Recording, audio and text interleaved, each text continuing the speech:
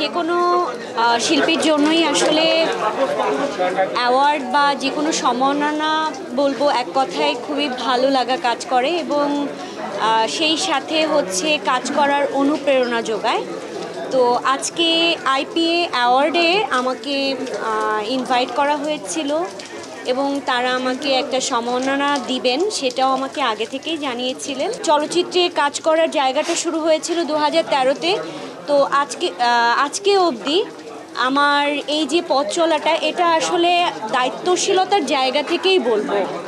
এই যে মানুষগুলোর ভালোবাসা পেয়েছি, যারা আমার দর্শক, যারা আমার ছবি দেখেছেন, অ্যাপ্রিসিয়েশন জানিয়েছেন, ভালো লাগা বন্ধু লাগা জানিয়েছেন, এই মানুষগুলোর জায়গা থেকেই কিন্তু এর থেকে বড় সম্মাননা আমার কাছে আর কিছুই মনে হয় না।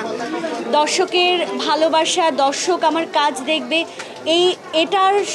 এটার বেসিসেই আসলে এত দূর পথ চলা, অনেকটা বছর হয়ে গেছে কাজ করছি এবং সেই দায়িত্ববোধের জায়গা থেকে এখন পর্যন্ত কাজ করে যাচ্ছি এবং ইনশাআল্লাহ আল্লাহ যদি আমাকে সেই তৌফিক দান করেন আমি কাজ করে যাব।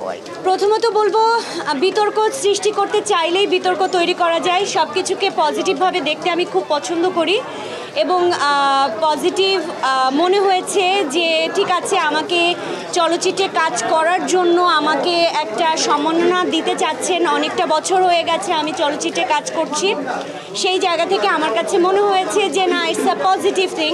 দ্যাটস ওয়াই আমার কাছে এটা নেগেটিভ ভাববার বা ভেবে ভয় পাওয়ার আসলে কিছু নেই।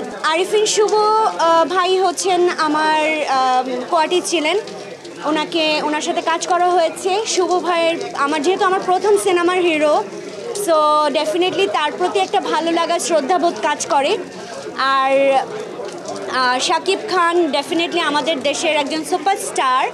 সো দুজন মানুষ, দুটো ব্যক্তি এবং দুজনের পার্সোনালিটি আলাদা এবং একজন আরেকজনের সাথে কম্পেয়ার করার কিছু নেই। দুটো ব্যক্তি সত্তা আলাদা, দুটো মানুষ দুরকম হবে, এটাই স্বাভাবিক এবং যার যার জায়গা থেকে কম্প্যারিজন করার কিছু নেই। অভিনয়ের জায়গা থেকে কম্প্যারিজনও আমি করতে চাই না, কারণ তারা আমার থেকে অনেক বড় বড় মাপের ওনারা আর্টিস্ট। সো আমি এদেরকে নিয়ে আসলে আমার কথা বলা মানায় না।